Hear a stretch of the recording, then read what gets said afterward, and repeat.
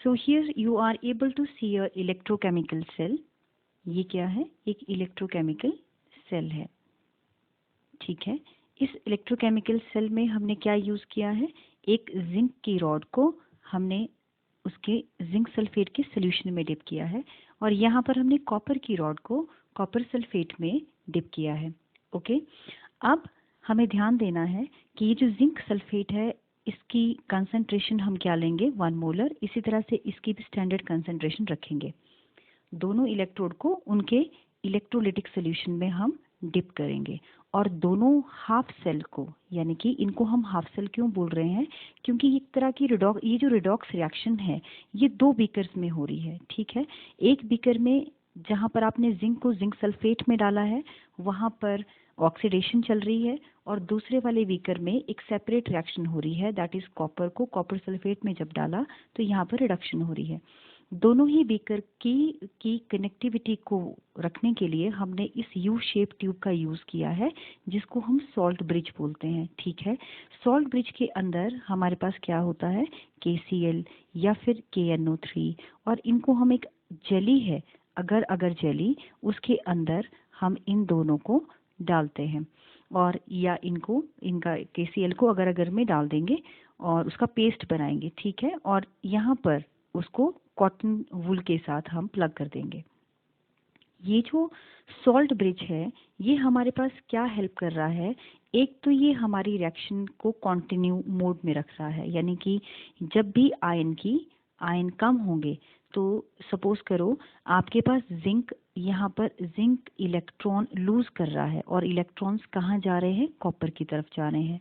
तो जिंक किस चीज़ में कन्वर्ट हो जाएगा? जिंक आपको 2 पॉजिटिव आयंस दे देगा, यानी कि आपके सोल्यूशन में जिंक 2 पॉजिटिव की कंसंट्रेशन बढ़ जाएगी, और जब वो इलेक्ट्रॉन यहाँ पर कॉपर 2 पॉजिटिव है, ये उन इलेक्ट्रॉन्स को लेगा तो ये कॉपर में कन्वर्ट हो जाएगा, और इस तरह से यहाँ पर कॉपर 2 पॉजिटिव कम हो जाएंगे। एक तरफ पॉजिटिव चार्ज ज़्यादा हो जाएगा, एक तरफ यहाँ पर नेगेटिव चार्ज ज़्यादा हो जाएगा, कह सकते हैं पॉजिटिव चार्ज कम हो जाएगा। तो ये जो KCl है ये अपने ऑपोजिट आयन इन बीकर्स में भेज करके आयंस को मेंटेन रखेगा और रिएक्शन को कंटिन्यू रखेगा। आप कह सकते हैं कि ये रिएक्शन मिक्सचर की न्यूट्रल नेचर को मेंटेन करेगा, ये उसको मेंटेन करेगा, ठीक है। तो ये इस सॉल्ट ब्रिज का यूज है आपके लिए। अब इसके बाद हमारे पास इस सेल में हमको हमेशा क्या ध्यान रखना है कि जब भी हम इलेक्ट्रोकेमिकल सेल बनाएंगे तो हमें ये पता होना चाहिए कि जो एनोड है उसके ऊपर क्या चार्ज होगा, ठीक है। एनोड के ऊपर क्या, हमें मालूम है कि यहाँ तो वैसे क्या हो रहा है? इलेक्ट्रॉन लूज हो रहे हैं, इलेक्ट्रॉन्स बाहर आ रहे हैं, तो यहाँ पर क्या चार्ज है? नेगेटिव चार्ज है, और इस तरफ जो आपके पास पॉजिटिव चार्ज है आपके पास। अब यहाँ पर अगर हम देखें तो एक तरफ आपके पास ऑक्सीडेशन चल रही है और दूसरी तरफ आपके पास रिडक्शन चल रही है। और ऑक्सीडेशन क्या है? ऑक्सीडेशन है जब कोई मेटल अपने इलेक्ट्रॉन को लूज करे, जैसे अभी जिंक 2 इलेक्ट्रॉन लूज करके स्टेबल हो जाती है, तो यहाँ पर वो 2 इलेक्ट्रॉन लूज कर रही है। उसी तरह से रिडक्शन में क्या हो रहा है? ये जो कॉपर है ये इन 2 इलेक्ट्रॉन्स को लेकर के आपके पास क्या बन रहा है? कॉपर में चेंज हो रहा है। तो ये प्रोसेस रिडक्शन है और ये वाली प्रोसेस आपके पास ऑक्सीडेशन है। दोनों ही अपने अपने सेल में हो रही हैं, जिनको हम क्या नाम दे रहे हैं? इन सेल्स को हम क्या कह रहे हैं? ये रिडक्शन हाफ सेल है और ये वाला चैम्बर ऑक्सीडेशन हाफ सेल का है, राइट। अब ये तो बहुत आसान चीज़ है, लेकिन कई बार हम कंफ्यूज हो जाते हैं कि हमें नेगेटिव साइड पे किसको रखना है, या हमारे पास एनोड पे क्या चार्ज रहेगा, हम एनोड को राइट पे रखेंगे या लेफ्ट पे रखेंगे। उस चीज़ को सॉल्व करने के लिए देखो आप क्या करेंगे कि अल्फ़ाबेटिकल ऑर्डर में हम चलेंगे। हम एक टेबल बनाएंगे, हमारे पास अल्फ़ाबेटिकल ऑर्डर में हम इनको लिखना शुरू करते हैं। जैसे A फॉर एनोड पहले आता है, तो हम पहले क्या लिखेंगे? एनोड लिखेंगे या एनोड को रखेंगे।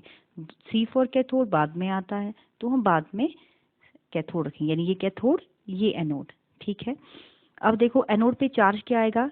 एन फॉर नेगेटिव, तो नेगेटिव चार्ज एनोड पे आएगा, और P फॉर पॉजिटिव ये किस पे आएगा? कैथोड पे आएगा, ओके। और आपकी लेफ्ट साइड पे क्या आएगा? एनोड आएगा, इसी तरह से आपके राइट साइड पे क्या आएगा, कैथोड आएगा। तो इस की से हम याद रख सकते हैं कि हमारे पास हमारा जो इलेक्ट्रोकेमिकल सेल हम बनाते हैं वहाँ पर हम किस तरफ कौन सा चार्ज लगाने वाले हैं। अब देखो, इसको यूज़ करने के बाद हम क्या करेंगे, यहाँ पर 2-3 चीज़ें हैं जो हमें सीखनी है। ठीक है, वो चीज़ें क्या हैं? नंबर 1, जब भी आपको रिएक्शन बोली जाती है लिखने के लिए, जैसे ओवरऑल रिएक्शन लिखनी होती है, तो ओवरऑल रिएक्शन लिखने के लिए हम सबसे पहले लिखेंगे रिएक्शन एट एनोड, कि एनोड पे आपके पास क्या हुआ। एनोड पे हुआ, जैसे इस पर्टिकुलर सेल में जिंक ने अपने इलेक्ट्रॉन लूज किए, तो वो बन रहा है zinc 2 positive plus 2 electron, simple. ठीक है, और कॉपर के आयन जो हैं वो उन इलेक्ट्रॉन को ले रहे हैं, तो वो किस चीज़ में कन्वर्ट हो रहे हैं, वो आपको कॉपर दे रहे हैं, कॉपर सॉलिड स्टेट में दे रहे हैं। तो आप यही लिखेंगे, यहाँ पर ये मेटल के लिए एस लगाएंगे और एक्वस लगाएंगे आप आयंस के लिए, ये लगाना नहीं भूलना है, ये आपको लगाना है। उसके बाद आप क्या करेंगे, दोनों रिएक्शन को ऐड कीजिए। So when you will add it up, ये और ये कैंसिल हो गया, you will get zinc 2 positive plus sorry, यहाँ पर थोड़ा सा गलत हो गया, जस्ट राइट इट अगेन। यहाँ पर जिंक, ये वाला zinc plus copper 2 positive, that gives you zinc 2 positive plus copper. Okay, तो ये आपकी ओवरऑल रिएक्शन आई। देखो, ये जो ओवरऑल रिएक्शन आई है, हम इसको फिर से अगर लिखें तो हम कह रहे हैं कि सबसे पहले क्या हुआ था, ऑक्सीडेशन। आपके पास zinc plus copper 2 positive was giving you zinc 2 positive plus copper. ठीक है, यहाँ पर S और यहाँ पर एक्वस, यहाँ पर भी एक्वस, यहाँ पर S। ये लिखिए, ये आपकी ओवरऑल रिएक्शन है। इस अगर ये आपको क्वेश्चन में दी है when you will do numericals, तो वहाँ पर इस ओवरऑल रिएक्शन को देख करके आप आसानी से पता लगा लेंगे कहाँ पर ऑक्सीडेशन हुई और कहाँ पर रिडक्शन। एक बहुत इंपॉर्टेंट क्वेश्चन जो आता है वो है सेल रिप्रेजेंटेशन का। जो एग्जामिनर है वो पूछेगा कि आप इस सेल को, किसी सेल को रिप्रेजेंट कीजिए। तो जब सेल रिप्रेजेंटेशन करेंगे तो उसे आपने कैसे लिखना है। देखिए, सबसे पहले कौन सा बीकर था, ऑक्सीडेशन। तो ऑक्सीडेशन किसकी हो रही थी, जिंक की। तो हम ऑक्सीडेशन कैसे रिप्रेजेंट करते हैं, पहले मेटल, फिर मेटल पे चार्ज आ जाता है, तो इसलिए हम लिखेंगे उसका चार्ज। ठीक है, फिर ये एक पहले वाला बीकर हो गया। ठीक है, इसके बाद हम यहाँ पर 2 लाइंस लगाएंगे, इसका मतलब क्या है, सॉल्ट ब्रिज। ये क्या है, आपका सॉल्ट ब्रिज है, और ये आपका ऑक्सीडेशन हाफ सेल है। ठीक, यहाँ पर आपके पास आ गया, अगले में क्या था, कॉपर। कॉपर के आयंस क्या कर रहे थे, इलेक्ट्रॉन्स को लेकर के कॉपर में कन्वर्ट हो रहे थे। तो ये हो गया ऐसे, ये कौन सा सेल हो गया, पहले आयंस फिर आपका आपकी मेटल, तो ये होगी रिडक्शन हाफ सेल की सेल।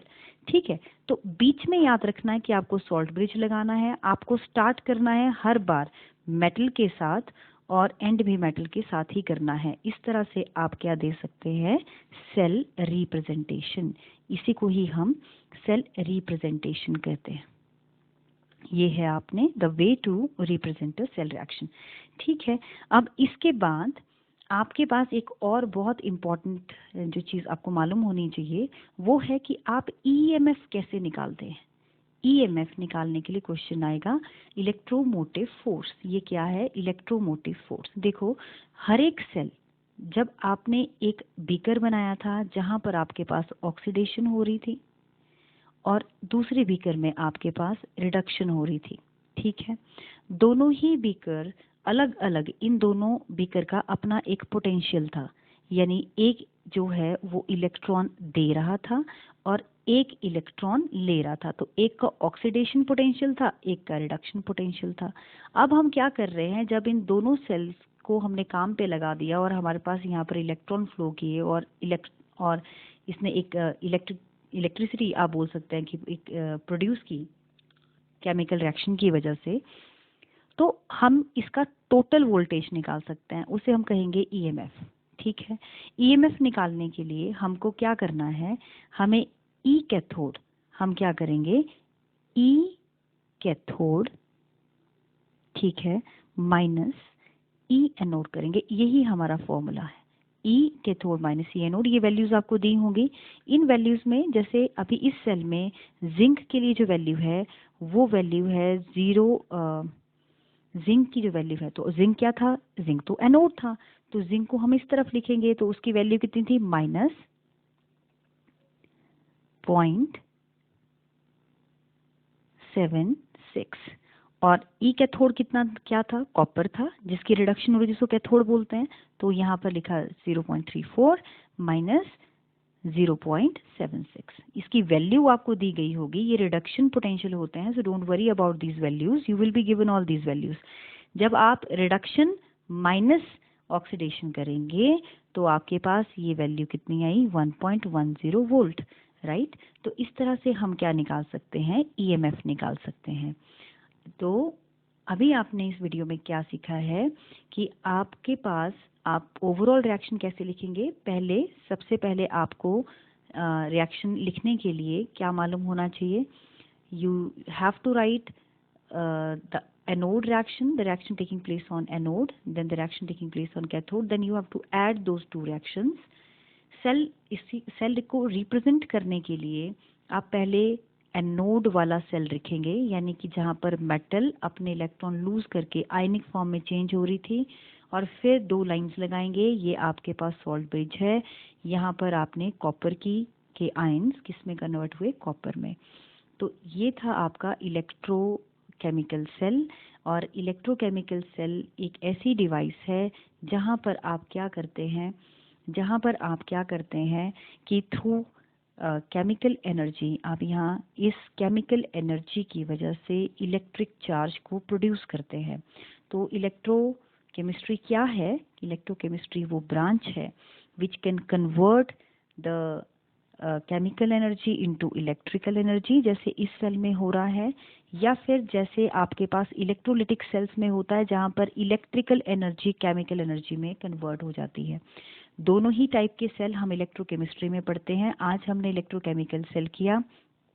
नेक्स्ट वीडियो में मैं आपको ईएमएफ निकालना सिखाऊंगी बहुत सारे क्वेश्चंस करके साथ।